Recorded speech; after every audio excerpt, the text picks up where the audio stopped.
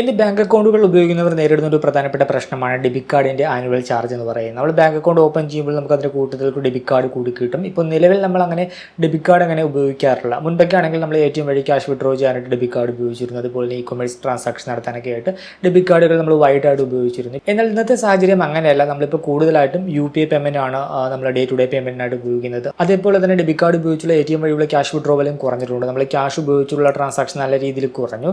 So debit കാർഡിൻ്റെ ഉപയോഗം നല്ല രീതിയിൽ മുമ്പത്തെ അപേക്ഷിച്ച് കുറഞ്ഞിട്ടുണ്ട്. നമുക്ക് അക്കൗണ്ട് ഓപ്പൺ ചെയ്യുമ്പോൾ ആദ്യം പറഞ്ഞ രീതിയിൽ ഡെബിറ്റ് കാർഡ് കിട്ടും. ഈ ഒരു ഡെബിറ്റ് കാർഡ് നമ്മൾ ഉപയോഗിച്ചില്ലെങ്കിലും എല്ലാ വർഷവും ആ ഒരു ഡെബിറ്റ് കാർഡിൻ്റെ ആനുവൽ ചാർജ് നമ്മൾ കൊടുക്കേണ്ടതായിട്ടുണ്ട്. മുൻപൊക്കെ ആനുവൽ ചാർജ് കുറവായിരുന്നു. ഇപ്പോൾ നിലവിൽ ഒട്ടുമിക്ക ബാങ്കുകളുടെയും ഡെബിറ്റ് കാർഡിൻ്റെ ആനുവൽ ചാർജ് നല്ല രീതിയിൽ കൂട്ടിയിട്ടുണ്ട്. ഇപ്പോൾ ഫെഡറൽ ബാങ്ക് നോക്കിക്കഴിഞ്ഞാൽ ഫെഡറൽ ബാങ്കിൽ കൂടുതൽ ആളുകൾക്കും ഉള്ളൊരു വേരിയൻറ്റ് ഡെബിറ്റ് കാർഡാണ് ക്രൗൺ വേരിയൻറ്റ് ഡെബിറ്റ് കാർഡ്. ഇപ്പോൾ നിലവിലെ ആ ഒരു കാർഡിൻ്റെ ചാർജ് എന്ന് പറയും GST ഉൾപ്പെടെ 413 രൂപ വരും. സോ വർഷം 413 രൂപ ആ ഒരു കാർഡിന് നമ്മൾ കൊടുക്കണം. ഇനിയിപ്പോൾ HDFC ബാങ്കിലേക്ക് വന്നു കഴിഞ്ഞാൽ HDFC ബാങ്കിൽ നിങ്ങൾ ഉപയോഗിക്കുന്നത് ഒരു പ്ലാറ്റിനം വേരിയൻറ്റ് ഡെബിറ്റ് കാർഡ് ആണെങ്കിൽ അതിൻ്റെ ചാർജ് എന്ന് പറയുന്നത് 850 രൂപയാണ്. വിത്ത് GST വരുന്ന സമയത്ത് 1003 രൂപ വരും.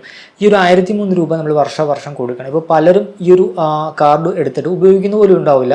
ആദ്യം പറഞ്ഞ രീതിയിൽ ATM വഴി പോലും ക്യാഷ് വിഡ്രോ ചെയ്യുന്നില്ലായിരിക്കും. പക്ഷേ ആനുവലി ഒരു 1003 രൂപ കൊടുക്കേണ്ടതായിട്ട് വരും. സോ നമുക്ക് ഉപയോഗമില്ലാതെ ഈ ഒരു 1003 രൂപ കൊടുക്കുന്നതെന്ന് പറയുന്നത് നമുക്ക് അവിടെ അത് നഷ്ടമാണ് ഉണ്ടാക്കുന്നത്. സോ ബാങ്കുകളിൽ കിട്ടുന്ന ഡെബിറ്റ് കാർഡിൻ്റെ ഈ ഒരു ആനുവൽ ചാർജ് നമുക്ക് വേവ് ചെയ്യാനായിട്ട് എന്തെങ്കിലും ഓപ്ഷൻ ഉണ്ടോ, എങ്ങനെ നമുക്ക് ആ ഒരു ചാർജ് ഒഴിവാക്കിയെടുക്കാം, നമുക്ക് ഡീറ്റെയിൽ ആയിട്ട് നോക്കാം. വെൽക്കം ടു അനദർ വീഡിയോയിലേക്ക് കടക്കുന്ന മുമ്പ് വിവിധ ബാങ്ക് അക്കൗണ്ടുകളെ പറ്റിയും കാർഡുകളെ പറ്റിയും കൂടുതലായിട്ട് അറിയാനും അപ്ലൈ ചെയ്യാനും വിസിറ്റ് fino360.com, ആമസോൺ, ഫ്ലിപ്കാർട്ട് പോലുള്ള ഇ-കൊമേഴ്സ് പ്ലാറ്റ്ഫോമുകളിൽ വരുന്ന ഓഫർ അപ്ഡേറ്റ് ടെലിഗ്രാമിൽ കിട്ടാനായിട്ട് ജോയിൻ എൻ്റെ offer telegram channel. Financial news update മലയാളത്തിൽ എല്ലാ ദിവസവും ടെലിഗ്രാം ചാനലിൽ അപ്ഡേറ്റ് ആയിട്ട് ലഭിക്കാനായിട്ട് join money Malayalam telegram channel, link in below. ഒന്നാമതായിട്ട് ഈ ഒരു ഡെബിറ്റ് കാർഡിൻ്റെ ആനുവൽ ചാർജിൻ്റെ പേരും പറഞ്ഞുകൊണ്ട് നിങ്ങളുടെ കയ്യിൽ നിന്നും ഈ ഒരു എമൗണ്ട് കട്ട് ചെയ്യാറുണ്ടോ ഇല്ലയോ എന്ന് ജസ്റ്റ് ഒന്ന് ചെക്ക് ചെയ്യുക. നിങ്ങളുടെ സ്റ്റേറ്റ്മെൻറ്റ് നോക്കിക്കഴിഞ്ഞാൽ മനസ്സിലാക്കാനായിട്ട് സാധിക്കും. നിങ്ങളുടെ ബാങ്കിൻ്റെ മൊബൈൽ ആപ്പിൽ തന്നെ സ്റ്റേറ്റ്മെൻറ്റ് എടുത്തു കഴിഞ്ഞാൽ അതിനകത്ത് ഡെബിറ്റ് കാർഡ് AMC ചാർജ് എന്നോ ഇല്ലെങ്കിൽ DC AMC ചാർജ് എന്നോ ഇല്ലെങ്കിൽ maintenance fees, debit card maintenance fees, ഇല്ലെങ്കിൽ DC മെയിൻ്റനൻസ് ഫീസ്, അല്ലെങ്കിൽ DC AMC, അങ്ങനെ എന്തെങ്കിലും ടൈമിൽ ഒരു ചാർജ് കട്ട് ചെയ്തിട്ടുണ്ടോ ഇല്ലയോ എന്ന് നോക്കുക. ഇങ്ങനെ ഒരു ടൈം പറഞ്ഞുകൊണ്ട് നിങ്ങളുടെ അക്കൗണ്ടിൽ നിന്നും ഒരു ചാർജ് കട്ട് ചെയ്തിട്ടുണ്ടെങ്കിൽ അത് ഡെബിറ്റ് കാർഡിൻ്റെ ആനുവൽ ചാർജാണ്. ഇത് വർഷം കൊടുക്കണം. നിങ്ങളുടെ ഒരു ലാസ്റ്റ് 3 ഇയറിലെ സ്റ്റേറ്റ്മെൻറ്റ് നോക്കിക്കഴിഞ്ഞാൽ എല്ലാ വർഷവും ആ ഒരു സെയിം ഡേറ്റിൽ നിങ്ങൾക്ക് ആ ഒരു എമൗണ്ട് പോയതായിട്ട് കാണുവാനായിട്ട് സാധിക്കും. രണ്ടാമതായിട്ട് ആ ഒരു ചാർജ് ആ ഒരു ഡെബിറ്റ് കാർഡിന് നമ്മൾ കൊടുക്കുന്നത് കൊണ്ട് നമുക്ക് അതുകൊണ്ട് ബെനിഫിറ്റ് ഉണ്ടോ ഇല്ലയോ നോക്കുക. അതിൻ്റെ ഫീച്ചറും കാര്യങ്ങളൊക്കെ നമ്മൾ ഉപയോഗിക്കുന്നുണ്ടോ. ഇങ്ങനെ ഡെബിറ്റ് കാർഡിൻ്റെ ചാർജ് കൂടുന്തോറും അതിൽ നമുക്ക് ലഭ്യമായിട്ടുള്ള ഫീച്ചേഴ്സും കാര്യങ്ങളൊക്കെ കൂടുതലായിരിക്കും. നമുക്ക് നല്ല രീതിയിൽ ക്യാഷ് ബാക്ക് തരുന്നുണ്ടായിരിക്കാം, അല്ലെങ്കിൽ കോംപ്ലിമെൻ്ററി ആയിട്ട് നമുക്ക് എയർപോർട്ട് ലോഞ്ച് ആക്സസ് കിട്ടുന്നുണ്ടായിരിക്കാം, ഇല്ലെങ്കിൽ നമുക്ക് recharge and bill payment offer ഉണ്ടായിരിക്കും. അങ്ങനെ പല ബെനിഫിറ്റ്സും ഇങ്ങനെ പ്രീമിയം വേരിയൻറ്റ് ഡെബിറ്റ് കാർഡിൽ ലഭ്യമായിരിക്കും. സോ നമ്മൾ അങ്ങനെയുള്ള എന്തെങ്കിലും ഫീച്ചറും കാര്യങ്ങളൊക്കെ ഉപയോഗിക്കുന്നുണ്ടോ. ഇപ്പോൾ പ്രീമിയം വേരിയൻറ്റ് ഡെബിറ്റ് കാർഡ് ആണെങ്കിൽ ഡെയിലി ATM വിഡ്രോവൽ ലിമിറ്റൊക്കെ കൂടുതലായിരിക്കും. നിങ്ങൾ ATM വഴി കൂടുതലായിട്ട് ക്യാഷ് വിഡ്രോ ചെയ്യുന്ന ഒരു വ്യക്തിയാണെങ്കിൽ അതുകൊണ്ട് ബെനിഫിറ്റ് ഉണ്ട്. കാരണം എന്താണെന്ന് വെച്ചാൽ നിങ്ങൾക്ക് കൂടുതൽ എമൗണ്ട് ATM വഴി ആ ഒരു ഡെബിറ്റ് കാർഡ് ഉപയോഗിച്ച് ക്യാഷ് ആയിട്ട് വിഡ്രോ ചെയ്യാനായിട്ട് സാധിക്കും. ഒരു കുറഞ്ഞ വേരിയൻറ്റ് ഡെബിറ്റ് കാർഡ് ആണെങ്കിൽ അത്രയും ഉയർന്ന തുക നിങ്ങൾക്ക് ഡെയിലി വിഡ്രോ ചെയ്യാനായിട്ട് സാധിച്ചു എന്ന് വരില്ല. സോ ഇങ്ങനെ നിങ്ങൾ ഇപ്പോൾ ഉപയോഗിക്കുന്ന ആ ഒരു ചാർജ് കൊടുത്ത് ഉപയോഗിക്കുന്ന ഡെബിറ്റ് കാർഡിൻ്റെ ആ ഒരു ഫീച്ചറിൽ എന്തെങ്കിലും നിങ്ങൾ ഉപയോഗിക്കുന്നുണ്ടോ ഇല്ലയോ നോക്കുക. അപ്പോൾ നിങ്ങൾക്ക് ബെനിഫിറ്റ് ഉണ്ടെങ്കിൽ അത് നിങ്ങൾക്ക് ആ ഒരു കാർഡ് കീപ്പ് ചെയ്യാം. കാരണം ആ ഒരു ആനുവൽ ചാർജ് കൊടുത്താലും അതിന് ബെനിഫിറ്റ് നിങ്ങൾക്ക് ലഭിക്കുന്നുണ്ട്. ഇനി ഇങ്ങനെ കമ്പയർ ചെയ്യുന്ന സമയത്ത് നിങ്ങൾക്ക് ആ ഒരു കാർഡ് കൊണ്ട് പ്രത്യേകിച്ച് യാതൊരു ബെനിഫിറ്റും ഉള്ള വെറുതെ ആ ഒരു ചാർജ് കൊടുക്കുകയാണെന്ന് കണ്ടെത്തി കഴിഞ്ഞാൽ ഇനി പറയുന്ന മെത്തേഡ്സ് നിങ്ങൾക്ക് ഫോളോ ചെയ്യാം. ഒന്നാമതായിട്ട് കാർഡ് ഡൗൺഗ്രേഡ് ചെയ്യാനുള്ള എന്തെങ്കിലും ഓപ്ഷൻസ് ഉണ്ടോ എന്ന് നോക്കുക. എല്ലാ ബാങ്കിലും പല വേരിയൻറ്റ് ഡെബിറ്റ് കാർഡും ഉണ്ടായിരിക്കും. അപ്പോൾ നിങ്ങൾ ഉപയോഗിക്കുന്നത് ഒരു പ്രീമിയം വേരിയൻറ്റ് ഡെബിറ്റ് കാർഡ് ആണെങ്കിൽ അതിൽ കുറഞ്ഞ വേരിയൻറ്റ് ഡെബിറ്റ് കാർഡും ആ ഒരു ബാങ്ക് ഇഷ്യൂ ചെയ്യുന്നുണ്ടാകാം. സോ ചെക്ക് ചെയ്യുക, ആ ഒരു കുറഞ്ഞ വേരിയൻറ്റ് കാർഡിലേക്ക് മാറുക. കുറഞ്ഞ വേരിയൻറ്റ് കാർഡിലേക്ക് മാറുന്ന സമയത്ത് നമുക്ക് അതിൽ കിട്ടുന്ന ഫീച്ചേഴ്സ് കുറവായിരിക്കും. അതുപോലെ തന്നെ ഡെയിലി ATM വിഡ്രോ ലിമിറ്റ് കുറവായിരിക്കും. അങ്ങനെയുള്ള ലിമിറ്റേഷൻസും കാര്യങ്ങളൊക്കെ വരും. പക്ഷേ നിങ്ങൾ ആ ഒരു കാർഡ് എടുത്തിട്ട് ഡെബിറ്റ് കാർഡ് ഉപയോഗിച്ച് വലിയ രീതിയിൽ ഉപയോഗമൊന്നുമില്ലെങ്കിൽ ഇങ്ങനെ പറഞ്ഞ രീതിയിൽ ആ ഒരു കാർഡ് ഡൗൺഗ്രേഡ് ഓപ്ഷനിലേക്ക് പോയിക്കൊണ്ട് ആനുവൽ ചാർജ് കുറക്കാനായിട്ട് സാധിക്കും. ഇപ്പോൾ ഉദാഹരണമായിട്ട് HDFC ബാങ്ക് നോക്കിക്കഴിഞ്ഞാൽ HDFC ബാങ്കിലെ പ്ലാറ്റിനം വേരിയൻറ്റ് ഡെബിറ്റ് കാർഡ് ആണെങ്കിൽ 850 രൂപ പ്ലസ് GST, അതായത് 1003 രൂപയാണ് അതിൻ്റെ ആനുവൽ ചാർജ് വർഷം വരുന്നത്. പക്ഷേ അതേസമയം നമുക്ക് HDFC ബാങ്കിൽ മില്ലേനിയം വേരിയൻറ്റ് ഡെബിറ്റ് കാർഡ് ആണെങ്കിൽ 500 രൂപ പ്ലസ് GST ആണ് അതിന് ആനുവൽ ചാർജ് വരുന്നത്. ഇനിയിപ്പോൾ ബിസിനസ് വേരിയൻറ്റ് ഡെബിറ്റ് കാർഡ് ആണെങ്കിൽ 350 രൂപ പ്ലസ് GST ആണ് ആ ഒരു ഡെബിറ്റ് കാർഡിന് ആനുവൽ ചാർജ് വരുന്നത്. RuPay platinum variant debit card ആണെങ്കിൽ 300 രൂപ പ്ലസ് GST ആണ് അതിന് ആനുവൽ ചാർജ് വരുന്നത്. സോ ഇങ്ങനെ ആനുവൽ ചാർജ് കുറഞ്ഞ വേരിയൻറ്റ് ഡെബിറ്റ് കാർഡിലേക്ക് നിങ്ങൾക്ക് ഡൗൺഗ്രേഡ് ചെയ്യാം. പക്ഷേ ചിലപ്പോഴൊക്കെ ആ ഒരു ബാങ്ക് ഇഷ്യൂ ചെയ്യുന്ന എല്ലാ വേരിയൻറ്റ് ഡെബിറ്റ് കാർഡും നമുക്ക് ഓപ്റ്റ് ചെയ്യാനായിട്ട് സാധിക്കില്ല. ചില വേരിയൻറ്റ് ഡെബിറ്റ് കാർഡുകൾ പർട്ടിക്കുലർ ആയിട്ട് ഏതെങ്കിലും ഒരു സ്കീമിലുള്ള അക്കൗണ്ടിൽ മാത്രമായിരിക്കും ഇഷ്യൂ ചെയ്യുന്നത്. സോ അങ്ങനെയുള്ള കാർഡുകൾ നമുക്ക് ഓപ്റ്റ് ചെയ്യാനായിട്ട് സാധിക്കില്ല. ഇപ്പോൾ ഈ പറഞ്ഞതിൽ ബിസിനസ് വേരിയൻറ്റ് ഡെബിറ്റ് കാർഡ് ആണെങ്കിൽ പലപ്പോഴും കറണ്ട് വേരിയൻറ്റ് അക്കൗണ്ടിൽ മാത്രമേ നമുക്ക് കിട്ടുന്നതായിരിക്കും കരുതുന്നത്. പക്ഷേ എന്താണെന്ന് വെച്ചാൽ ഈ ഒരു business variant debit card savings അക്കൗണ്ടിലുള്ളവർക്കും ഇഷ്യൂ ചെയ്യാറുണ്ട്. ബ്രാഞ്ച് വഴി പോയിട്ട് ഓഫ്ലൈനായിട്ട് ഫോം ഫില്ല് ചെയ്ത് കൊടുത്ത് business variant debit card savings അക്കൗണ്ടിൽ എടുത്തവരെ എനിക്ക് പേഴ്സണലി അറിയാം. അതുപോലെ തന്നെ നമുക്ക് HDFC ബാങ്കിന്റെ മൊബൈൽ ആപ്പിലും ഡെബിറ്റ് കാർഡ് അപ്ഗ്രേഡ് ഓപ്ഷൻ നോക്കുന്ന സമയത്ത് അതിനകത്ത് നമുക്ക് ബിസിനസ് വേരിയന്റ് ഡെബിറ്റ് കാർഡ് കാണിക്കാറുമുണ്ട്. ഇനി ആക്സിസ് ബാങ്ക് ആണെങ്കിൽ ആക്സിസ് ബാങ്കിലും ഈ കാണുന്ന രീതിയിൽ പല വേരിയന്റ് ഡെബിറ്റ് കാർഡുകളുണ്ട്.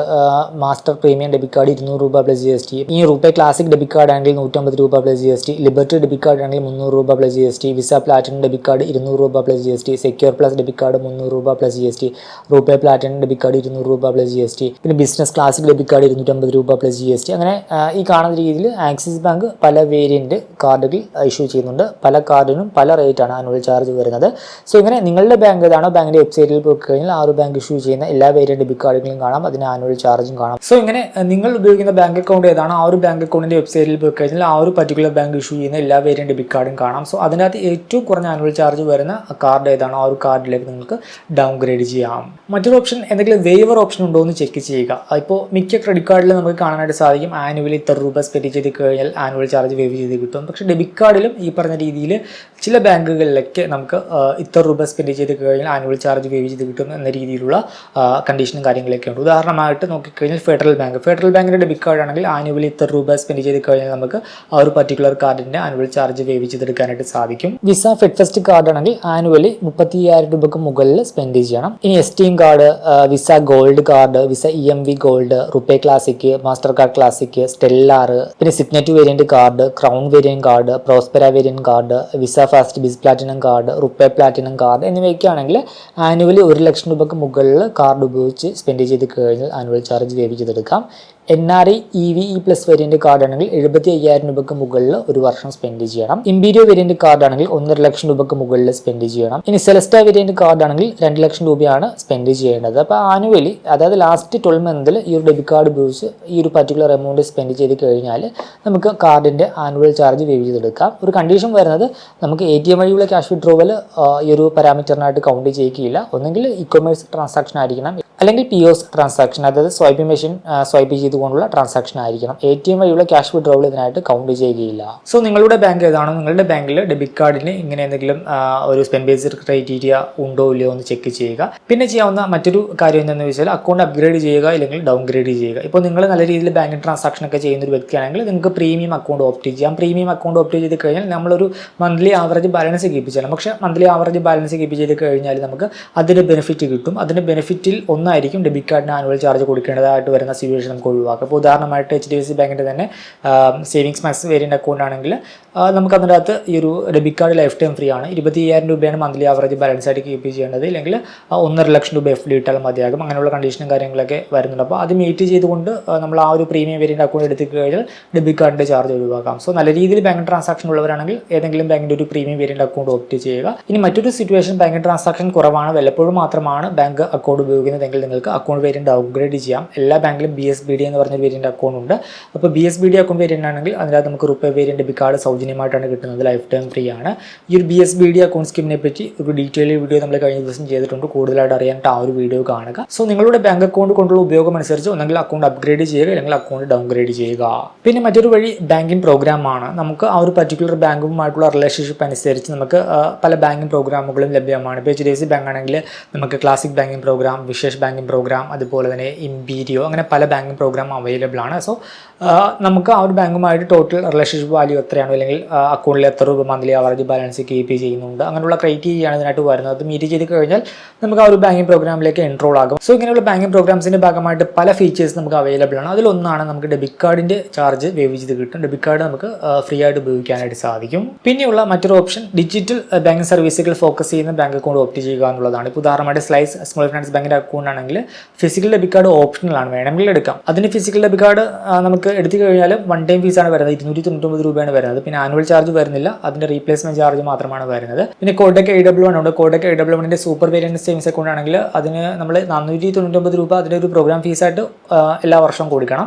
പക്ഷേ ഡെബിറ്റ് കാർഡ് സൗജന്യമാണ്. പിന്നെ എല്ലാ മാസവും ഒരു 10,000 രൂപ അക്കൗണ്ടിൽ വെറുതെ ഡെപ്പോസിറ്റ് ചെയ്ത് വിഡ്രോ ചെയ്ത് ആ രീതിയിലൊന്ന് കയറ്റി ഇറക്കിയാൽ മതിയാകും.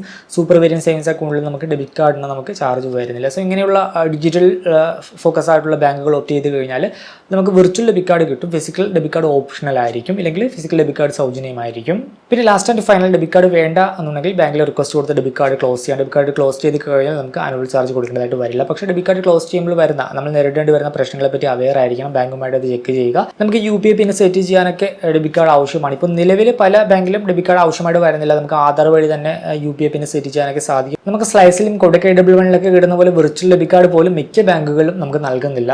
നമുക്ക് വിർച്വൽ ഡെബിറ്റ് കാർഡെങ്കിലും അറ്റ്ലീസ്റ്റ് കിട്ടിയിരുന്നെങ്കിൽ നമുക്ക് ഇങ്ങനെയുള്ള പല ആവശ്യത്തിനായിട്ട് ഉപയോഗിക്കാനായിട്ട് സാധിക്കുമായിരുന്നു UPI സെറ്റ് ചെയ്യാനൊക്കെ. അതുകൊണ്ട് തന്നെ നിങ്ങൾ ഡെബിറ്റ് കാർഡ് ക്ലോസ് ചെയ്യാനാണ് പോകുന്നതെങ്കിൽ ക്ലോസ് ചെയ്യുമ്പോൾ എന്തെങ്കിലും പ്രശ്നങ്ങൾ ഫേസ് ചെയ്യേണ്ടതായിട്ട് വരുമോ ഇല്ലയോ എന്ന് കൂടി ഒന്ന് മനസ്സിലാക്കിയിരിക്കുക. ഈ ഒരു വീഡിയോ ഇഷ്ടമാണെന്ന് കരുതുന്നു. മറ്റൊരു വീഡിയോയിൽ മറ്റൊരു ടോപ്പിക്കുമായി കണ്ടുമുട്ടാമെന്ന പ്രതീക്ഷയോട് കൂടി